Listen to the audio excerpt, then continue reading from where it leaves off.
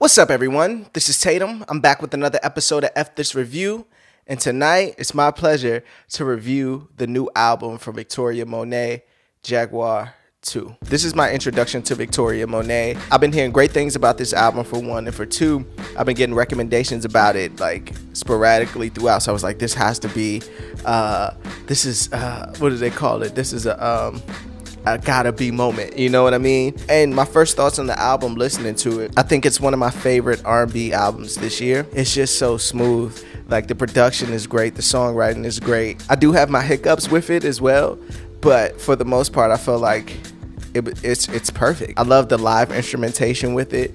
I love the features, from Lucky Day to Earth, Wind and Fire to her daughter. The writers, James Fauntleroy's on here. I think Kate Trinata did a beat on here. I love the flip of on my mama, on my hood, I look fly, I look good. Like, I love the, Cadillac with the Outcast feel to it. I love everything about it. So I don't want to take up too much of your time. I'm going to go through some of the tracks on here, give my take on them, point out some of my favorites, and just give my overall thoughts on the album. So let's get into it. I'm gonna say this, to be honest, starting with Smoke, I was like, why did she start with a song like with that subject matter? Like, you rarely see an R&B or artist like start an album with like a song dedicated to smoking, right? And I love the duet between her and Lucky Day. I'm one of those people who always like, what happened to the R&B duets? Why don't we get as many as those as we used to, like in the early 90s, well, through the 90s and early 2000s. So I appreciate it from that aspect. But then I sat and listened to it more and more, and I was like, damn, where would this song fit? What could she start the album with? You know what I mean? I think it's good to get it out the way, because it kind of throws you into like, wait, what's this album gonna be about? And then it gets like, she let off the clip after that. Because like, even going to the Smoke Reprise, I like that one more than the original, even though it's shorter and different instrumental. I love that.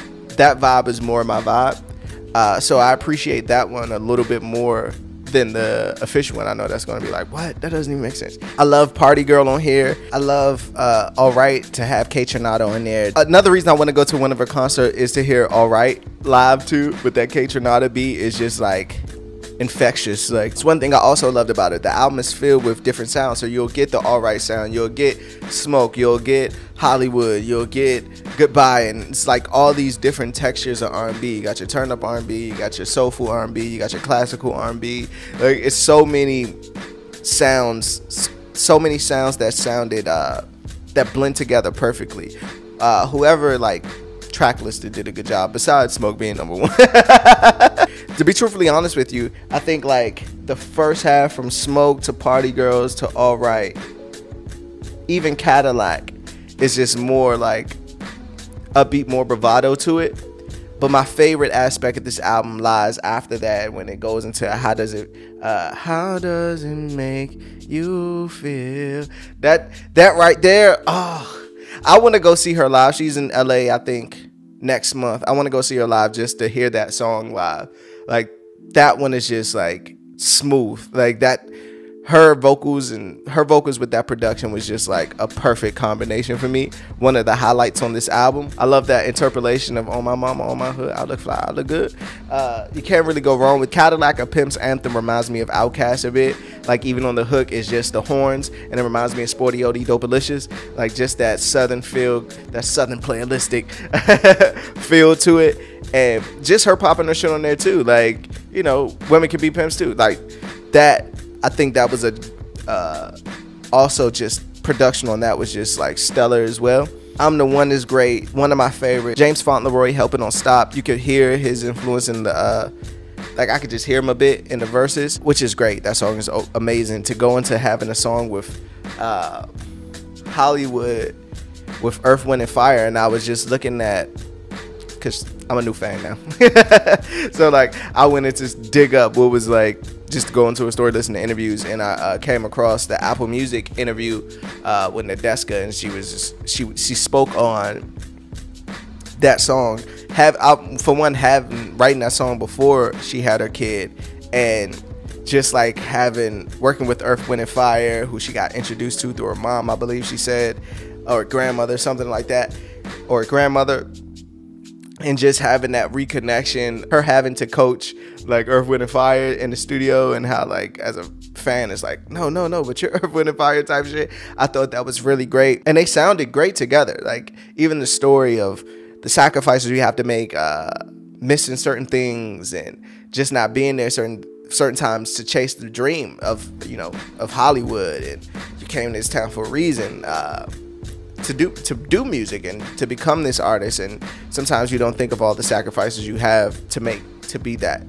Goodbye gave me like a classic R&B feel to it, even with that production on there. It was like this callback to like this grand, when R&B had this grand sound to it with the live instrumentation, and it wasn't so much hip-hop influence. It was strictly R&B. You could hear it in that record, and even some of her like ad-libs in there is like reminiscent of old R&B, and I thought it was just a great way to end the album. And the album itself is short, like it's only 33 minutes, 35 minutes, short album.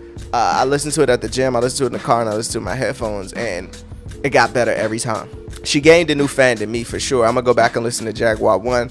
I read that it was originally supposed to be a trilogy, but I think it's wrapping up after Jaguar 2. I think it's a really, really good album. I want to go back to Jaguar 1 just to see the progression. To have like an album that All Right could fit on, and Hollywood could fit on, and like Goodbye could fit on, or How Does It Make You Feel could fit on, is really amazing, especially in this time where a lot of R&B is very, how can I say this and not be disrespectful? Like a lot of R&B, especially with the women and even guys too, like it's more of that, it's that scissor sounding R&B. Like it's more, it could fit into rap as well. And if it just felt good to hear an R&B album sound like an R&B album, if that makes sense. So let me get into my favorite songs, man. Let's go with How Does It Make You Feel, I'm the One, and Goodbye. Those are all my vibes right there. Final thoughts on the album. Again, I just appreciate discovering, like, falling in love with new artists. It's nothing like going into listen to a new artist project that you wasn't expecting it to be not great, but like you wasn't expecting it to be as good as it is, and then like it surprised you. Like you go in with no expectations, and then the album just knocks it out the park. So again, I appreciate it from that aspect. I appreciate keeping that live instrumentation and songwriting and R&B, to have a record like Cadillac where it sounds rich, you know what I mean? To keep that sound alive, I appreciate that. Being vulnerable to talk about love, to I take pride. I appreciate that. Like to be as vulnerable as you are, and you know, putting that out there. Like people have these expectations of, like, especially women in the industry, like, oh, when she have a baby and blah blah blah. But to like, or like, oh, this album's just gonna be about the baby type shit. And it could have been great too, but I think it would be a shocker to a lot of people who knew her story to feel like this is like really, really good without being the stereotypical R&B sound. So I appreciate that. And she had Earth, Wind and Fire on here, bro. That's crazy if you think about it. To have your debut album have Earth, Wind and Fire on it is just legendary in itself, and it speaks to her artistry, you know what I mean? But that's pretty much it. Let me know in the comments what you think of Victoria Monet's new album Jaguar 2. What's some of your favorite songs on here?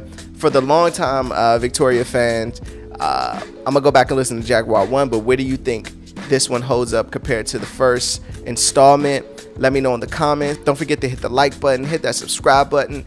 I'm Tatum. As always, peace.